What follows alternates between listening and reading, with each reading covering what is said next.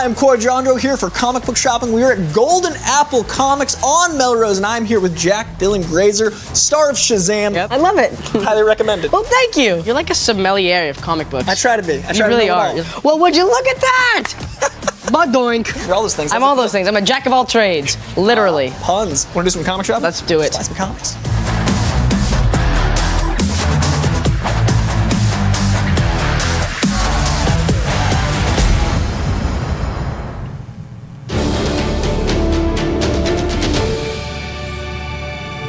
I hope you're ready for more Endgame talk because we have some non-spoiler reviews coming your way right now. On top of that, 2 new trailers, one for Gemini Man starring Will Smith, and then a brand new one for Godzilla.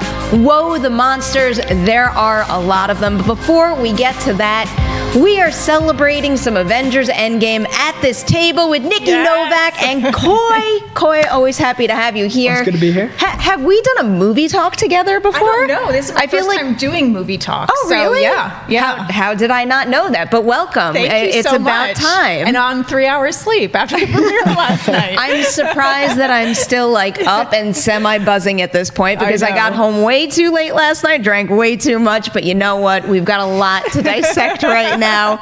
We're just jumping right into it, and the very first topic today is going to be a brief movie talk, non-spoiler review of Avengers Endgame. So you have already gotten my opinion on our breakout video. It's the review that I did with Dennis. Coy's is coming your way on Heroes. So Nikki, we're going to start with you. Start with me. Yes, we're putting the pressure on you right off the bat here. After you walked out of that premiere screening last night, what did you think? Well, I went into it expecting actually not to like it. Wow. I thought it was going to be Infinity War Part 2. And I thought it was going to be very formulaic and very drawn out. When I heard the 3-hour time, I thought it was going to be the type of superhero movie that I don't particularly care for, and my expectations were so exceeded. It was absolutely magical, epic, a masterpiece. I saw your tweet. You said there was a lot, and there was a lot, but that's what I loved about it. And I mean, I think, you know, they take you on such a journey. I tweeted this morning. It's not necessarily a film. It's a journey. And it's one of those films that it takes you on such a roller coaster. You start out in one place and you end in a totally different place, but it was just beautiful. I was absolutely blown away. It's not really a movie that you can have a knee-jerk reaction to immediately after leaving, which is why I was very stressed about sending that tweet at all. But so it goes in the business. We have to, but being able to sit with it a little longer and also having the opportunity to see it again tonight, because I really did like the movie a lot. My only criticism is that I found the first hour fairly slow, but the thing is, in context, when you look at the whole story, the bigger picture, you needed that slower material, you needed that somber feel in order to have a big payoff in the end. One can't really work without the other, so I'm curious to jump back in tonight and revisit all of that stuff with the end in mind. I have never looked forward to a spoiler review more because this movie is so hard to talk about without spoilers, especially in the way Infinity War ends. You know the tone of that. So it's safe to say the tone in the beginning of this movie is, like you said, a slower pace. And I definitely had moments of like wondering, and then once the escalation starts, it doesn't stop in a way that I didn't think was possible. I'm very curious if we have the same tipping point for that, because it was very, very specific to me when all of a sudden I'm like, damn, they got it, it's going now. I had one too. And with this, that's why the spoiler review, I'm twitching because there's going to be so many moments. And so my first thought when I walked out of it, and this is going to be, and this was part of my tweet, so apologies if it sounds redundant if you follow me, but all of the Marvel films have done this amazing job of being 21 different genres, or at least like 15 different genres. They've all analyzed and found a way to be succinctly that way there's no superhero fatigue, but they all felt like part of a shared universe. This movie's genre to me felt like comics. And that's a really, really hard thing to capture without being a diehard comic book fan. This checked boxes I didn't think could be checked by a film. It did things with the medium I didn't think were possible, and it exceeded my expectations of, once again, what I thought a comic book movie could be. And I think that's what the Russo brothers keep doing. When Winter Soldier came out, I was like, oh, you made a political thriller, and it's a fully Robert Redford's in it as Robert Redford type character. It's not like a Robert Redford comic book character. Like Winter Soldier is a Robert Redford film. And then with Civil War, they did the first ever like multi-panel fold-out comic book scene on the airport. This movie to me was them at the height of their powers, combining all the things they've learned from all the movies and piecing together a narrative that I didn't think could be told in the medium of film. And it's going to be really interesting to look back on with people once they've seen it, because you can't talk about it without having seen it. Like there's nothing in the movie you can just casually talk about. And I think that it's going to be a movie that it's so true. It's like right now I'm literally like, how do I say that without saying that? And it's a movie that will reward people in so many different ways, and that's really special. Like it's one of the most rewatchable movies, I think. Yes. Here's a question for you guys, though, because this is very rewarding for someone who is fully invested. If you have seen all 21 movies that came before this one, the payoff is going to be huge. Even if you've missed a couple in the mix, I still think it's going to work. But what about just like the average moviegoer, someone who isn't super into it, maybe has just seen everything once, isn't aware of all the details? Do you think it's going to play just as well for the average moviegoer as it will the major superhero movie fan? I was actually thinking about that question as I was watching it last night, because that's a question I get a lot. Being with Fandango, that's a question I get a lot from people who aren't necessarily, because I know a lot of, I work with and deal with a lot of people and work on a lot of shows with people who go to the movies like a couple times a year. And they're not necessarily huge comic, and I'm watching it going, are they going to be able to really get into this? And I think it is one of those, and I don't know how they did it, but it serviced the fans, but I think it also does service people who just are casual viewers who maybe have seen a Thor and a Guardians and not seen all of them. You can follow it. You're going to miss a lot of it and a lot of sort of the finer details, but I think the story is there, and I think you can still find a lot to love about it. The thing that I loved at the after party last night was typically when you go to these things, people go, what'd you think? What'd you think? And then everybody talks about something else. It was the only after party for any premiere I've ever been to where the entire night people kept going into, well, what about this moment? And what about that moment? And when you ask everybody their favorite moment, everybody had a different response. And usually it's the same 2 or 3 moments in a film. Sure. I've got my one. And I can narrow it down to a single shot, a single frame of the movie. Might be my favorite frame of the MCU of all time. Not spoiling that here, but you were bringing up about, just the average moviegoer jumping into this. I think why it could work for both is because this is a movie that pays homage to the entire MCU, to this entire decade of storytelling, but it does it in a way that weaves so naturally into this particular narrative, this particular mission, and I thought that was so beautifully done. I think it's a movie that someone that has never seen any of them will see as a much more surface film, and I think they will miss a lot of like there'll be people laughing for sure, and there'll be like moments that everybody's like, oh, that they just won't understand. But I think they'll still see it as a movie. They just might see it as like, a C. But like they'll be more casually invested. I don't think you can invest in this film in the same way if you've seen the other ones naturally. Also, if you're in LA, go to the El Capitan marathon that started already, and I'm going to be presenting some of the movies, and I'm very excited. About that. Yeah, it's going to be awesome. But it's a movie that rewards you for being a fan. Yes. And I think that if you're not a fan, you'll still get a movie out of it. You just won't get the same movie out of it. So well, there's some very full character arcs that are restricted to Endgame, which I was very impressed by how you got full stories within Endgame, but that also spoke to a single character's journey throughout the entire franchise. It's a very difficult thing to achieve in a movie like this. Well, it's a show. Like what they did with the MCU is they built a very long form television series, and TV that's good has those bubbly arcs, and then they have the long form arcs, and then over multiple seasons have the bigger arcs. To me, each phase was a season, each movie was an episode, and then this is the multiple seasons. And like in This Is Us, like you feel for Randall every episode, but then you really feel for Randall in the last episode. So I really think it's an opportunity to look at narrative filmmaking a different way. The 3 hours didn't feel like 3 hours because it wasn't just a movie. So it allows for a completely new way of seeing film. Like I think the Russo brothers are right. Like Childish Gambino released that movie that's 55 minutes, which is fantastic, and it feels like a movie, but this is 3 hours, and it also feels like a movie because we're not constrained to 90 minutes anymore. We're not constrained to 2 hours. So I think we need to be looking at things more creatively as filmmakers. Well, I also thought it was interesting that everybody was talking about the 3 hour runtime. And I'm like, how many times do you sit at home on a couch and binge watch 4 seasons in a row of whatever show you're watching, and sitting in a movie theater for an extra hour or extra 30 minutes? I mean, typically these movies are 2 hours and 20 minutes anyway. So it felt like 3 hours to me, but I felt like it was an earned 3 hours. Yeah.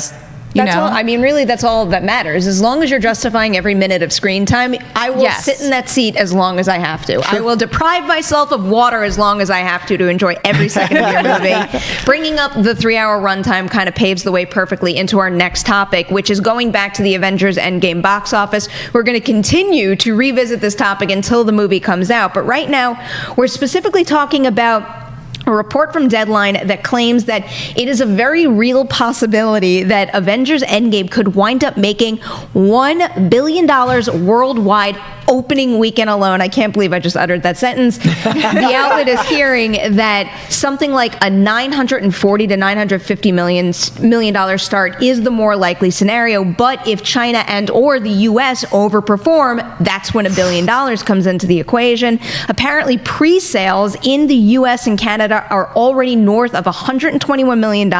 Pre-sales in China broke records in a matter of hours and became the Middle Kingdom's top pre-seller ever. China pre-sales are up to $80 million at the moment, and that number is expected to reach $90 million plus. All right, Coy, we've been talking about the $300 million opening weekend thing, but what do you think about the worldwide opening weekend? Do you see it cracking $1 billion? So I think worldwide it actually might be viable, because it is a movie that I saw it and I'm already seeing it again on Thursday and Saturday. Like, I'm already very excited for my 9 hours in that theater this week alone, and I was very happy to pay for it twice. I think it's a movie that people are going to be willing to pay for again as soon as there's an open theater for. I think it's a movie that invites more viewings, and I also think that it's 3 hours, so if you're playing it for 24 hours, you're going to want to clean up times. You've got like 6 movies per day for that 18-hour plus the flips. So if you're playing it that many times even the smallest theaters in LA are like 250 seats for the larger houses. So that's what, 1,500 seats a day? You're going to make so much money if you open it up, and I think $1 billion worldwide is attainable, and I think this is the only movie that has enough boots on the ground to do it. So I always try to watch out whenever I do my box office predictions, because I'm a human being. My personal feelings about a movie creep into my brain when I'm picking numbers. I'm rooting for something, and now that I loved Avengers Endgame, I am rooting for it to break a whole bunch of records here. The thing is, after I saw that Deadline story, I saw another report, I believe it was from Variety, and they're saying that it might not even be possible for it to, let's say, crack $300 million. That's the question, yeah, because they're saying that their stats are the most money that the entire domestic box office has ever generated in a single weekend is $314 million, and that was the weekend that Infinity War hit theaters in 2018, and then the second biggest industry weekend was $313 million when Force Awakens debuted in 2015. So, I mean, we're talking about every other movie at the box office playing with something like $15 million. So, but did we have that 24-hour? That's the difference. We didn't have the 24-hour, and we keep, selling out. We're pre-selling tickets at Fandango. We keep selling out every time they add more and more screenings within minutes. So it's just like we never saw anything like it. Even compared to Infinity War, I think the pre-ticket sales were like started at 5 to 1. Now they're at like 10 to 1 in pre-ticket sales. Absolutely crazy. Yeah. And we also have theater chains like AMC. I think AMC is staying open this weekend for something like 72 hours straight to meet the demand for Endgame tickets. And if you go on to try to get tickets, you can't get them. That's the thing. As they keep adding them, you can't get them. You can't. So the question is, yes, if it played in every single theater for 24 hours, is it possible? Is it a number? That's something that nobody's looked into yet. That's a cool thing to set the bar of, like, what is the most possible dollars physically capable of seats in theaters? Like, that's such the number we need. It's amazing. You usually walk into a theater and they've got like those fire hazard safety numbers. Like, there's usually got to keep 7 seats open, but now they're like, how many humans can we fit in this building for the next 72 hours? Lawn chairs in the back row. Give half off, bring your own seat, go nuts. Like, it's an opportunity to really see the theater going public, and this fills me with such glee, because a lot of people crap on these blockbuster films. They think that they're surface, they think that they're like every other thing, and certain people that sat here before have problems with them. But I think that there's an opportunity to show that it brings people to the theater. Those theaters get to stay open, and then you can have your indie still exist. Like, these are bringing revenue into movie theaters. That's how we get other movies. Like, mid-range film can't exist because of this existing. You don't watch every movie in theaters. These ones keep the actual lights on at movie theaters. I think that's so important. So there's got to be a balance. The balance is a little skewed right now, but I think it's important to note I that feel like that's a much bigger question. it's a much bigger conversation. But keeping the lights on is important. My brain just went down so many different avenues about things that I wanted to say back. But I think one of my favorite things that you kind of just hit on too is just the community that something like the MCU has formed, because I kind of touched on this in my review a little. I mean, I guess this is kind of going back to the review, but one of the coolest things about Endgame in particular, but I think the large majority of the MCU, is the fact that the love for this brand from the filmmaker's point of view and from the fan point of view is there. We felt it in, I mean, I don't want to speak for you, but I felt it in the room last night. I don't know if you did either, but you definitely did. And I think what I felt from the Russo brothers is what you just said, their love for these characters. Because every single character was serviced in this film. Every single character had an arc. You felt the love from them. And again, without spoiling anything, you're taken on such a range of emotions. And that was also one thing that I haven't heard anybody say is how phenomenal the acting was. We keep talking about how fantastic, you know, the set and the scope of it, but the individual performances were so nuanced, and that is hard to do in that type of a genre. And I want to give credit as well to beyond the Russos, the editing and marketing team. Like the Russos and the marketing team shaping the publicity the way they did. I had a problem, like, very notably for Age of Ultron, in that I was watching the movie feeling like I was piecing together scenes from the trailers. Like, the whole time I was watching Age of Ultron, I was like, I remember that scene and that. And then I kind of put the movie together. I didn't have a single moment in this film where I was pulled out and went, oh, the trailer, and then back in. The trailers were so masterfully cut. Not only did it not spoil, it never removed me from the film. I wasn't analyzing anything, and I felt like I went into that movie less exposed than I've ever been for this big of a film. Admittedly, sometimes when I saw trailer shots, like a little like blip on my radar went off, but it was never in a way that made me feel like I knew too much from the trailers, if that makes any sense. I was simply aware of something, but the trailers do such a great job of not spoiling a single stitch of this movie. And I think that is sort of should be a cue for other films. Oh, please. Because there are so many times that I watch a trailer and then I'm just have no interest in seeing the film. I just saw the film. You just showed me the entire thing, and that going into something and having absolutely no clue where it is going is so invaluable. And I say this over and over. People, we want to consume and find out as much as we can, because people really, a lot of times, don't want to invest their time and money to go to the theater unless they know they're going to like it. Where you don't have those, we're not in the times anymore where you go to the theater, you go, okay, what are we going to go see? Yeah. People really want to know ahead of time that they're going to like something. And so people want to know everything they can before they go. But just this is such a perfect example of when you go into it having known nothing. There was only one shot that I watched the film from the trailer that I went, okay, I remember the trailer. But other than that, they so seamlessly put it together that same thing as you. I only had one moment where I recognized it. That's so hard in the modern day with 3 trailers, plus TV spots, plus everything they unleashed, and it's not sacrificing. My tangent to tie this together is the box office thing. We didn't sacrifice box office anticipation by not revealing the movie. So I would like other studios to notice that, like, hey,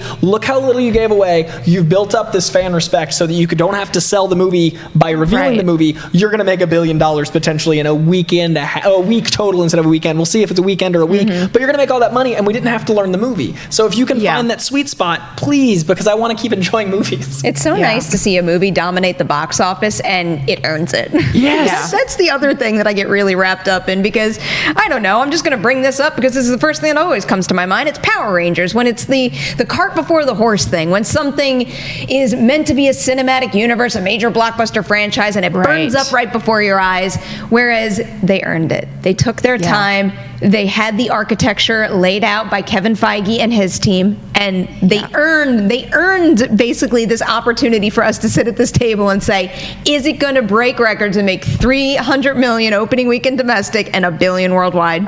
And that makes that story so much more satisfying to talk about. Next up, Pokemon, followed by X-Men at the MCU. I want to see those universes made proper. I really want to just be like, oh, a rocket Team Rocket movie and have it be like the third movie in a franchise. Like, I want to get to Team Rocket. I want to live with the Pokemon. Well, hopefully Avengers Endgame sets an example for other franchises out there. I thought we were talking Avengers and I was like, wait, there were Pokemon? Oh. No, not going that far yet. Spoilers, guys. But seriously, we never want someone out there to try to copy and paste something that was successful before, or like any kind of reverse engineering. We've seen that blow up in studios' faces before, but there are certain things that the MCU has accomplished that if somebody else out there wants to build something that is that important to that many people out there, there's a few cues you can take from this franchise that you should put in your back pocket and at least try to emulate. I have a question for you guys. Let's hear it. How many times are you going to rewatch this film over the next few weeks? Because I thought it was one of those films that I'd see once and maybe digesting it in a week. I would be there right now at the screening today had I not been called in for this. I was ready to go again. I was ready to go again the next day. I'll be seeing it Thursday and Saturday, no matter what already, and I'm thinking about how busy my Wednesday is already for next week. So the fact that I'm already planning a fourth viewing within a week is a first. I saw Infinity War 6 times, but that was spread out. This is me considering a fourth without having had the second. That's new. I will have seen it 3 times by Monday. I'm going again tonight, and then I'm going once over the weekend. And part of the reason why I also believe it's going to make that $300 million is because I walked out of a 3-hour movie willing to have walked right back in and watched the entire thing over again. It leaves you in, I mean, it does remind me a lot of Infinity War in that respect, where when I walked out of Infinity War, I wanted to watch it over and over and over again, re-experience my favorite beats of the story, and I had that same feeling here. I wanted to dive right back in, and the screening tonight just can't come soon enough. So can you imagine it's one of those films that 5-6 viewings later, there's so much detail in this film that you'll be finding new pieces and new bits that you didn't notice. That's the other exciting thing is the discussion that we're going to have. Yeah. Because no spoilers here. Everything isn't as cut and dry as you might expect. It's not like a simple beginning and end mission. There's a lot here to dissect, to consider, for the very, very dense, which is part of the reason why I think one viewing is nowhere near enough for me. But I'm really looking forward to basically dissecting every single element of this movie on this channel in the next couple of days. Can everybody just go see it already so we can really talk about it? That's the most I've ever Almost there. Review ever. I cannot wait for like Monday onward because I can just freely breathe a little. Because every word we've said, I've been like, how do I make sure that isn't implying that? But also, this word in my tweet, was that safe? It's very tense. Yeah, I mean, this is the perfect time to tell you guys that we're going to have 2 spoiler reviews coming your way. The Heroes team is doing one, and then we're going to have a Spoiler Talk one on the Collider video channel as well. I believe I'm doing that one with Christian, Riley, and Dennis, and you are... Myself, Roka, Amy, and Dorian. There you go. 8 spoiler opinions coming your way real soon. I hope you have time for all of this in between your viewings of this 3-hour movie. Before we move on to our next story today, I need to remind you that at the end of this show, we take your live Twitter questions. Start sending them in. Use the hashtag #ColliderMovieTalk. All right. Now we have a pair of trailers to hit, and this first one is for Gemini Man. So this is our very first trailer for this movie. It's directed by Ang Lee, and it's a sci-fi thriller that sees Will Smith playing an assassin tasked with hunting down his own clone. Smith is pulling double duty on this one. They're using VFX and de-aging technology in order to have the 50-year-old actor also play his 23-year-old self in the film. Hits theaters October 4th. Nikki, what did you think of this very first trailer for Gemini Man? Well, when I saw the de-aged Will Smith, I had Fresh Prince vibes all over the place. I mean, that was, if anybody's going to do that, have Ang Lee do it. I mean, his visuals are spectacular. This was an example, though, of a trailer, what I was just saying. I feel like I just saw the whole movie in the trailer. I think they gave away a little bit too much. They should have left a little bit more to the imagination, but visually, nobody's better than he is. And, I mean, this is the year Will Smith's going to make a comeback. I mean, it's going to be really interesting to see, because this opens the weekend after Aladdin. It's going to be really interesting to see, is Will Smith still a box office draw? I'm a little concerned for this one, and it might just be because this first trailer didn't really work for me. I think that when I mean, this is just what I tend to like. I don't want to say that they should have done exactly what I wanted, but I guess I needed to spend a little more time at the very beginning of the story, the setup between the two of them. It could have been an opportunity to have more of a teaser trailer rather than a full trailer, build the mystery before actually jumping into the action montage. But, when you pair someone like Ang Lee with Will Smith, I'm going to see the movie no matter what. It didn't really grab me as much as I was hoping, though. I have been looking forward to this one for a long time. I've been tracking it, so I think I'm in a unique position where I felt like I'd already seen the teaser because I'd already invested so much of my time. So by the time this trailer came around, I felt like I already knew enough that I wanted a full trailer. So actually, I can see 100% where you're both coming from, but I was like, yes, everything more, because I was already invested in the property. It's got an incredible cast. Benedict Wong's in it. We talked about it when he came on here, and I have always Bad Boys 1 Will Smith versus Bad Boys 3 Will Smith sounds awesome. I really am excited for the movie star that's had this incredible of a career to act opposite himself. And I also he talked about in this one interview how he had to learn how to act not as well. Because when he was younger, he made more exposing acting choices. When he was younger, he'd have bigger acting tells. So he had to consciously unlearn a lot of his acting skill so he'd act younger and act more poorly as his younger self. So I'm really excited to see Will Smith, because he's such an incredible actor. I want to see him seeing what naive Will Smith thinks he is as an adult. I want to see that 50-20 split. And I think that it is a good year for Will Smith to return with a blockbuster tentpole and then a thinking man's blockbuster tentpole. Gemini Man's an Ang Lee film. It's not your traditional, look at the Hulk. It's not your traditional. Right. And Brokeback Mountain showed you what he can do with a story full of so much heart. I'm excited to see what he can do with a story full of so much existential crises. So I love Ang Lee, and Will Smith I think has had a rough few movies in the middle, but overall his career is 90%. So I'm excited for his return. I really think he still has the box office pull. I'm curious to see how this winds up doing at the box office. Did I say the wrong date for this? Is it May 31st? No, I have October. No, October. October. It's coming out in October. It's opening up the weekend after Joker, and it's opening up against Zombieland 2. Which, counter programming there. I think that weekend it should be fine, but I'm also looking at Joker as, sleeper hit probably isn't the right term for a movie like that, but I think that one's going to be, a mid-budget movie that kind of just consumes the box office. I think that releasing it opposite Zombieland is less concerning, but maybe not opposite week 2 Joker and Zombieland. That worries me a bit, because it's going to have people that didn't make it out the first weekend plus the people that have been waiting 10 years for Zombieland. Right. It is wild how we don't get a break this year, because not at all. I just scroll down to the bottom and it's the week after is still the new Addams Family movie, the second Maleficent movie. I mean, it really is nonstop. This is the best year I can think of for large scope films. Maybe not your indies, maybe not your mid-range films, but as far as weekend to weekend tentpoles, we have a Star Wars this year, and we've got Endgame right now. It's summer all year, basically. We will never sleep all year.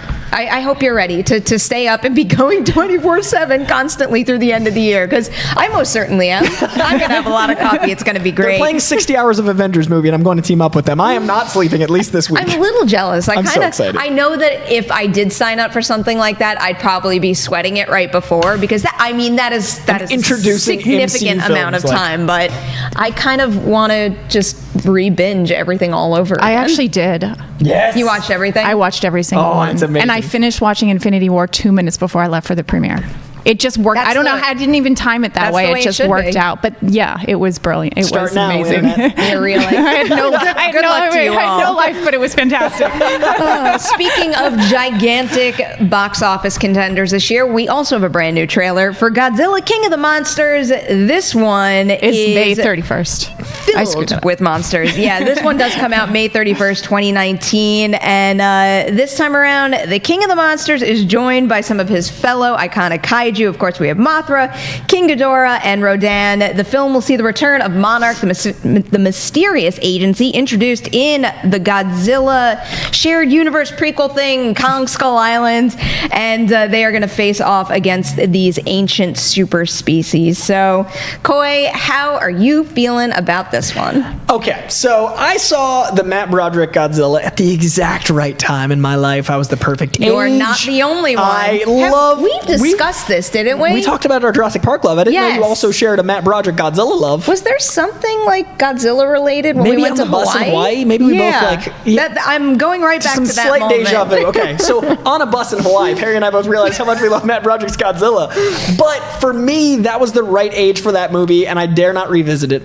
Now, I get to have a Godzilla that is just as awesome as an adult because the CGI is caught up. The cast is incredible. It's from a team that's invested in the world. Everyone is playing this grounded drama in a world with Godzilla and 17 Titans in it. This trailer for me has continued this. Comic-Con kicked off, holy crap, Godzilla's gonna be great, and then each new trailer I think brings in like another 20% of the population. Like they scoop up another batch of the world like, no, Godzilla's gonna be awesome. So this trailer for me was escalation. It's the third act is shown probably a little too much for me. I'm a little too exposed, but I want a Mothra movie that's credible. I want a movie that looks like what I think my childhood thought Godzilla with Matt Broderick looked like. Like we get it for real now. I'm so excited. I think this looks absolutely nuts. I had a very similar reaction to this as I did that last Hobbs and Shaw trailer where I'm like, oh my God, there's so much going on. I don't know what's happening, but I love it all.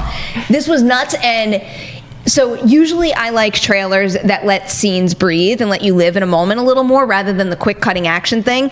When quick cutting action is cut to the beat of a score like that, that's when you get me. It's like when they had, I think it was Ghidorah striking at Godzilla and it was like boom, boom, boom. Like something about that just gets a rise out of me because I even remember, I think it was the Infinity War trailer or maybe it was Civil War. It was something where like the Hulkbuster punch landed at the perfect part of the downbeat and I'm like, yes, like those are the kinds of moments I want from trailers for movies like this.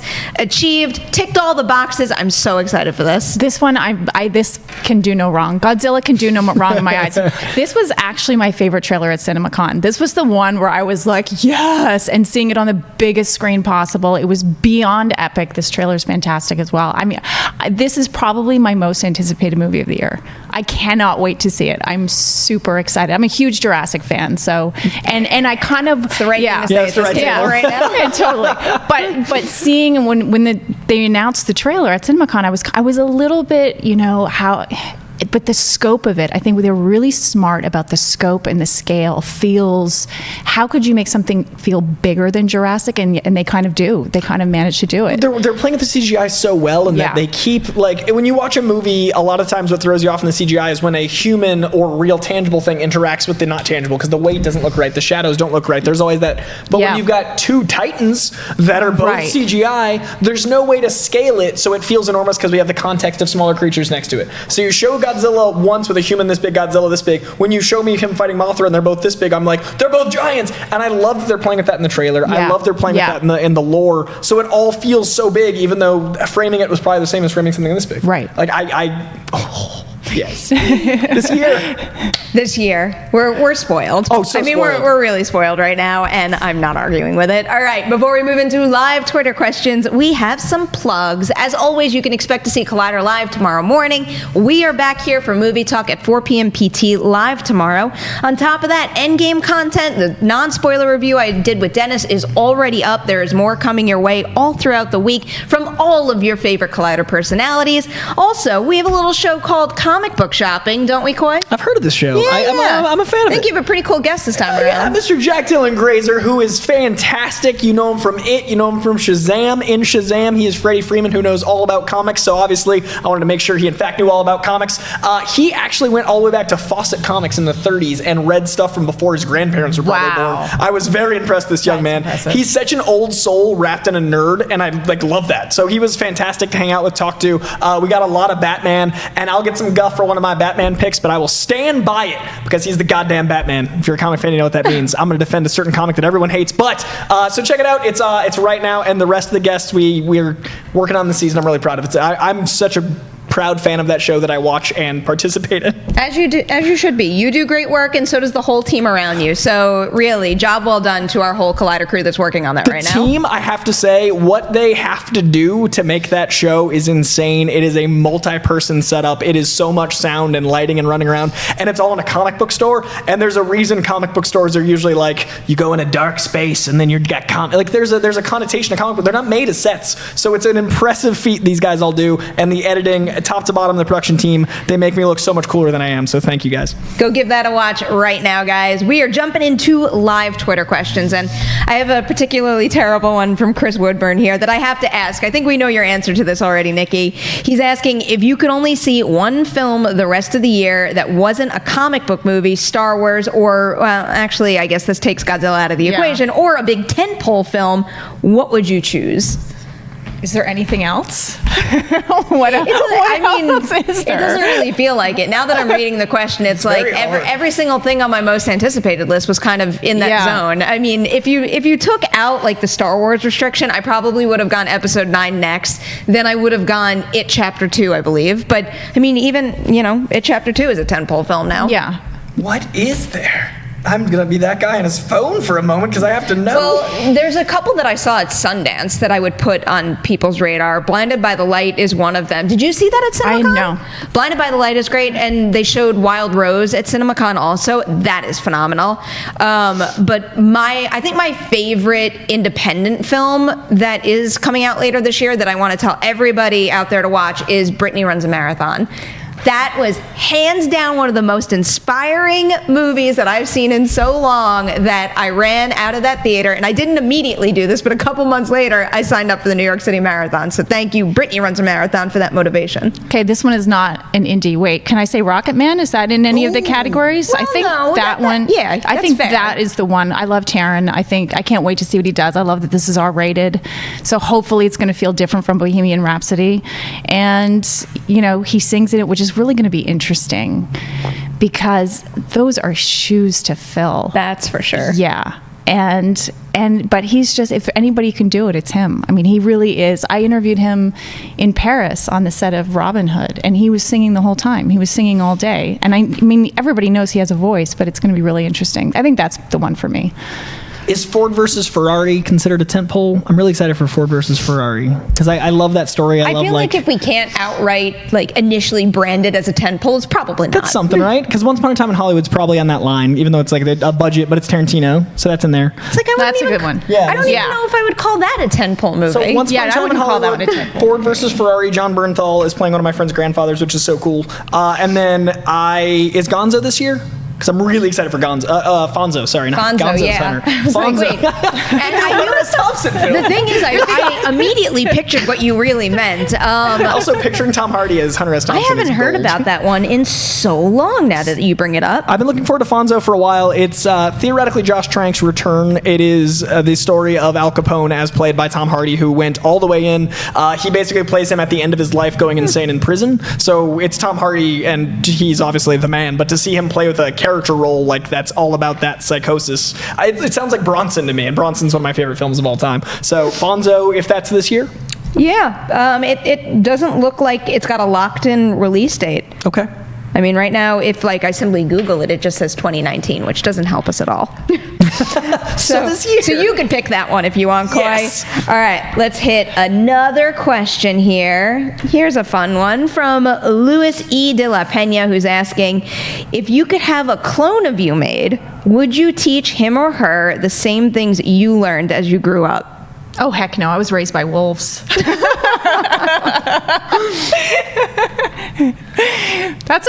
was not expecting that. I feel like you need to follow that. Yeah, I was like, a little bit of an explanation. I was waiting. What is this context? Awesome. Wait, can you repeat the question? If we would Like, if now, of course, I lost the question. I think it was pretty much just to the effect of, if you had a clone of yourself, would you teach that clone? Would you want the clone to follow in your same tracks? No, I'm the worst decision maker. I'm a Gemini woman. I'm a Gemini, and I make the worst decisions in the world. I would go back and I'd be, did you watch Seinfeld and George Costanza does the opposite? I'd be opposite girl. I would do everything, every decision I've ever made in my life, I would do the exact opposite and see what happened. How sentient is this thing? Oh, no. I just realized how dangerous it is giving you a question like this. I'm thinking, if I raise it like my parents did, and I was raised amazing. My parents are fantastic. I love them so much. My parents raised me near perfectly. I look forward to Christmas every year. They're the best. I love you guys. I would then, at a certain point, once I stopped being raised by my parents, start challenging me more. That way, I would grow and the clone would grow in equal measure, because if two of you are fighting equally, you're both learning. Every time you fail, you learn. Win or learn, right? So one of us would be the superior Coy, and then no matter what, there's a better Coy in the world. So I would fight my clone often, both intellectually and physically, to make us both stronger mentally and physically, and then one of us be superior, and then I'd go Ben Reilly, screw off, and I'd have my own, 5-year walkabout adventure, and then my adventures, I could come back with all the wisdom I had learned, impart it to the clone. He could then go on a walkabout, get some worldly wisdom. It's doubling your chances for world growth, and yeah, so up until 16, then I'd challenge him, and we'd duke it out. So this is all very on brand for this one. I think it's an opportunity. I'm learning, so I'm learning. About sports today. I just said I was raised by wolves. I'm just thinking, if you can have an existential crisis manifest in a clone, and therefore you can grow exponentially with your clone, that's the dream.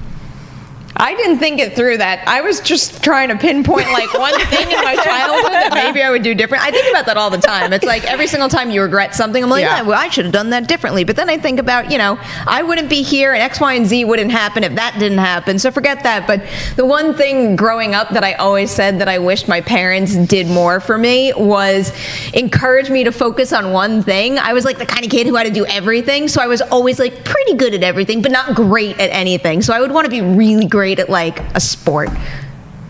I would never want to not play all the sports now that I'm saying that. No, but that's the thing. It's totally changed. I really wanted to play basketball in college, and I was just a little too under the capability level, and I was a little too frail. So it's like the butterfly effect with a controlled environment. It's an amazing opportunity. I think you can't win. It's like messing with my head now. Oh, because you all win. I see it as completely opposite. That's a really good question, actually. It's nothing but victory. Now, if Endgame doesn't keep us up at night, this question will. Right. All right, before this spins out of control any further, I'm going to wrap up this episode. Guys, thank you so much for watching, just because I feel the need to do it. Again, Endgame doesn't hit theaters for a little while. Some people are going Thursday night. Other people have to wait until Sunday, maybe after that. So be kind, be concerned about everybody around you and where you say spoilers, whether it's in a movie theater, where there's an employee there who might not have seen the movie. If you get into an Uber, don't talk about the movie. The driver might not have seen it. There's so many people out there who don't want to hear spoilers, just like you. Preserve the experience for everybody. Nikki, Coy, thank you so much for being here today. Where can everybody find you on the internet? At Nikki Novack or at Fandango. Coy, you want to drop some handles? You can find me at Coy Jandreau on Instagram, Twitter. You can find me here on Collider Heroes. You can find me tonight at the El Cap. I'm so excited. I'm honored. I'm literally presenting Marvel films in an official Marvel marathon. I'm introducing surprises, and I'm so honored. Thank you, Marvel. And you can find me on Comic Book Shopping every Tuesday, so please do. Twitter and Instagram at Perri Nemiroff. Another huge thank you to our main man in the booth. It's Adam. Thank you so much for your hard work. Guys, do not forget to like and share this episode of Movie Talk. Also tell everybody you know about the show in podcast form as well. Download, rate, comment, all that good stuff. It really helps us out. And you know what? Tune in tomorrow, 4 p.m. PT Live for a new episode.